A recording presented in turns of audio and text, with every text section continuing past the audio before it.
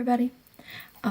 So I thought it would be kind of informational if I was to do a birth chart, like explanation of who I am. I am actually like really interested in it now because of how spot on it is about me and certain aspects of my life that's like, I don't know, creepy in a way, I guess. It'll show you like this whole little chart of like what your sun sign is, what your moon sign is, what your Mercury, Venus, Mars, Jupiter, rising or ascendant sign is, and it'll like give you oppositions and like literal like specific things because it differentiates a lot of things on there. So it was super interesting to read, very creepy at the same time because it was like, how do you know me? What? Like, what is this? So we'll get into this, and I wrote down a bunch of things, like which planet it is. I explained like just a little bit as in what this planet stands for, like what it's saying about me, and then the actual things specific to me. So sun sign, my sun sign is Taurus. It's literally the sign that like you're born in, so my birthday is May 1st, so I was a May Taurus, you know. Yeah, I feel like that one's pretty self-explanatory. If you don't know what a Taurus is, it's like probably, if not the most stubborn sign of zodiac, it is like this, like tied for first. Stubborn, loyal, dependable, opinionated, really hard-headed sometimes, hardworking.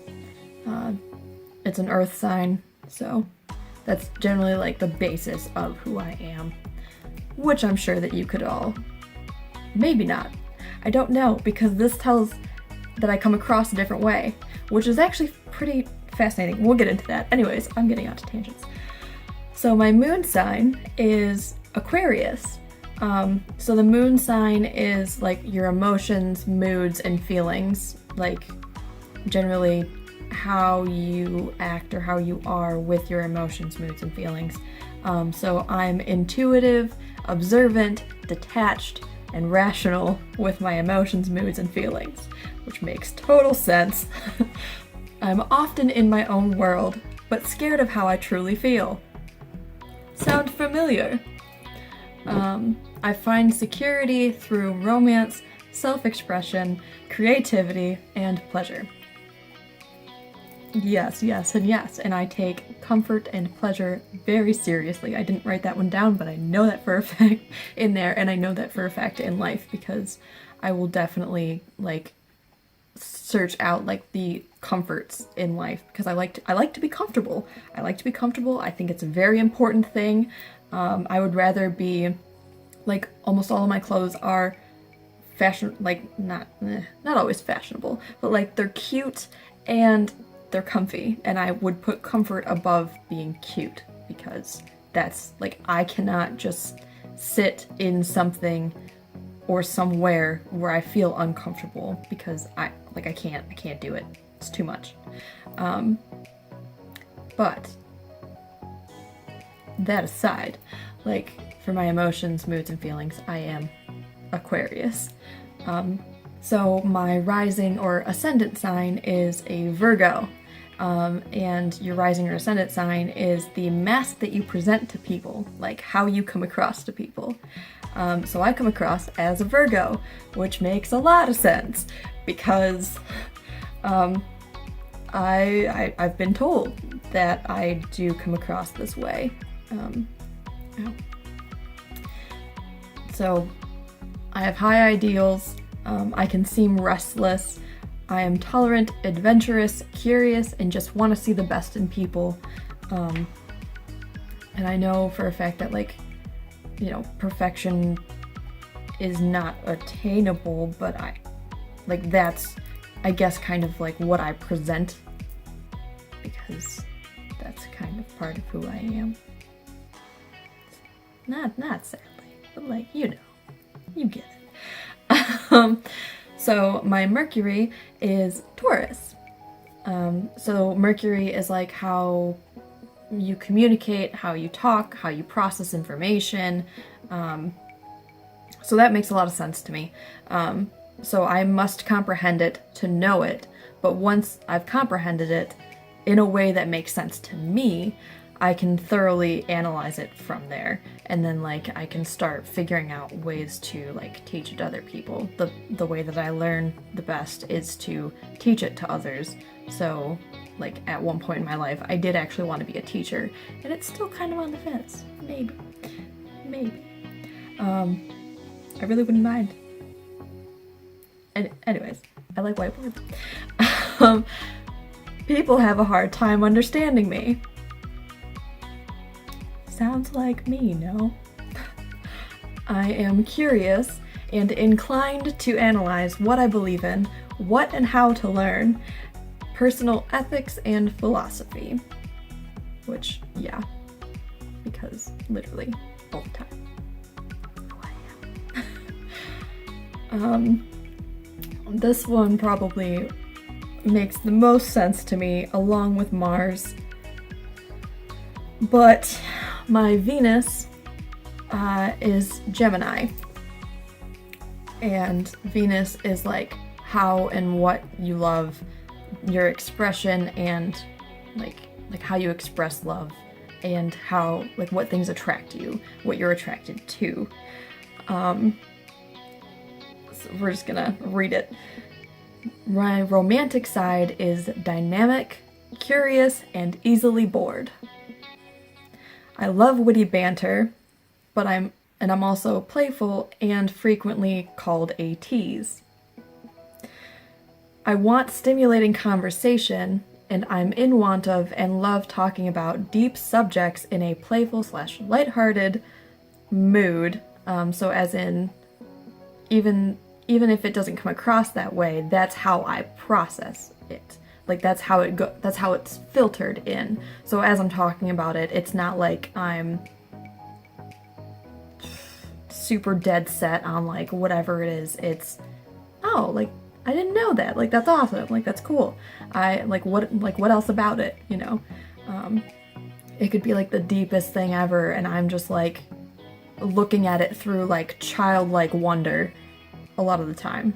Like I'm just, I don't know. It's as if I'd never heard it before and I'm hearing it for the first time, and like that's the way that I want to talk about things. That's the way that I think about things that like other people are telling me. It's just, oh, like that's cool. Like I don't really agree with that, but like what else are you, like what do you mean? What is your reason behind it? Explain it to me. And I don't know, it's a whole thing. But I am also hard to pin down. And my tastes change often, day to day or even hour to hour, which is so true. It is creepy. Literally. I don't even know. But I need space to be whoever or whatever aspects of myself I want to be at any time. Super creepy, very true. Like, I didn't really know how to explain this side of me until I read this, and I was like, just mind blown. Oh my god, this is me. How do they know? It's very creepy. It's kind of like the MBTI test. Like, what? You know me? You kind of know me? What? I sometimes do not know how to express my own true emotions. Yeah, Yeah. And I come across as phony or superficial. Yes. A lot of people tell me that, and people also tell me that I can be I can come across as narcissistic, which I know because I play up on it, because sometimes that's just what I want to be, and I need space to be whoever or whatever aspects of myself I want to be at any given time. Crazy specific and true. I think it's actually in this one. So in this one is where it gets even creepier. I am frightened of showing my love, and this leads to disappointments, breakups, and lack of satisfaction. Yeah, it does, because sometimes I really just don't know how to express myself. The creepiest part is the next sentence. It is likely that she had problems with her mother, who does not know how to love her or give her self-confidence. Okay, hello? Hi. Yeah, you're talking directly to me. She will learn how to be happy in love, to be ease at herself, and to control her jealousy, thanks to an older person who gives her self-confidence back to her, and so she can trust others. I'm sorry, what? Literally, talking directly to me. Like, I have goosebumps, and I get goosebumps every time I read this because it's that freaking creepy.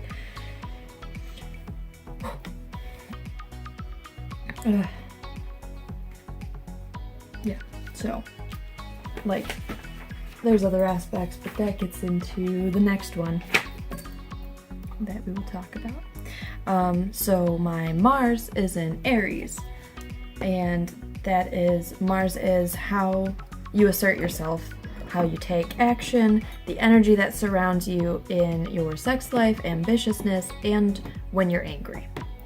And this makes a lot of sense as well. So it says that I love to make things happen and push forward with energy and enthusiasm. Generally, if there's something new that needs to happen, if there's a plan that needs to happen, I am like, we gotta do this, like, let's go, we got this, you can do this. I am generally always the person that is like, I believe in you, you got this. Or, like, literally, whatever people need help with, like, I'm there to, like, push them to be like, you get, like, I am your cheerleader. In an INFJ aspect of themselves is somebody who is there to support their friends, like, to the ends of the earth, as long as we know what your reason is for, like, wanting it, and if we actually think that you really do want it, because we're not gonna, like, vouch for you on something that we don't think you actually want, you know? Like, I feel like we can tell when you're trying to tell yourself you want this, but you really don't want it. That's just my personal feeling. And there's a lot of times where, like, I call myself an enabler, because I am an enabler. If I can tell that you want something, and I think I've said this before, if I can tell that you want something, I am going to enable you to do it, or to go for it, with energy and enthusiasm. A lot. So, if you want that cheeseburger, I'm gonna tell you, you need that cheeseburger, because your stomach wants it. It's delicious. Just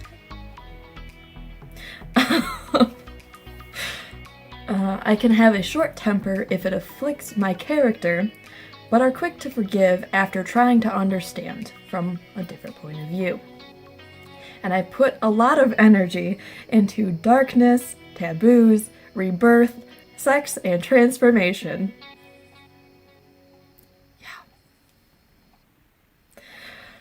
Anyway, so one of the things that I thought was creepy, well, very true, and it kind of, like, elaborates for me, because sometimes it's, you know, like, I don't understand.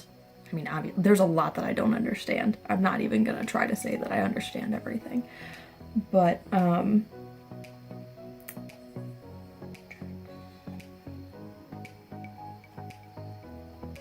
Mars and Aries people listen to their instincts, they generally get things done, and they make fast and usually decent decisions. Deliberation works at lightning speed for these natives, so they could hardly be called deliberate. Spontaneity is one of their assets, as are simplicity, purity of action, and innovation. Often a step ahead of the rest of us. A life that is too predictable makes them antsy. Keeping up with them can be difficult. They expect others to say things straight, no beating around the bush. These people have a childlike quality and aspect to them in the way that they view the world. Okay, anyways. There's a lot there. For my Jupiter is Scorpio, and Jupiter is growth, expansion, and progress. So I grow and find understanding through passion, intensity, and finding the deep heart of things. Literally me. My Saturn is in Pisces. Saturn is responsibility, restrictions, limits, fears, boundaries, and self-discipline. And so that means that I struggle with tendency to be a pushover, daydreaming, and with my emotions. Hey, who knew? It's freaking true. It is so creepy how all of this can be true. How true it actually all is. These are the other ones that stay in signs for a certain number of years, but my Uranus is in Capricorn, my Neptune is in Capricorn, and my Pluto is in Scorpio. So if you want to know what those ones are, go ahead and look it up. But I think it's very, very spot on and true to me and who I am. There are certain things in there. Obviously, that was an overview of like everything in this like 12-page packet. But if you at all are interested in like astrology, you should definitely look this up. You can just search birth natal chart, BIRTHNATALCHART, birth natal chart, in Google, and like I think it's like the first or second website. But yeah, so briefly again, my sun sign is in Taurus, my moon sign is in Aquarius, my rising sign is in Virgo, my Mercury is in Taurus, my Venus is in Gemini, my Mars is in Aries, and my Jupiter is in Scorpio. Oh, and Saturn is in Pisces.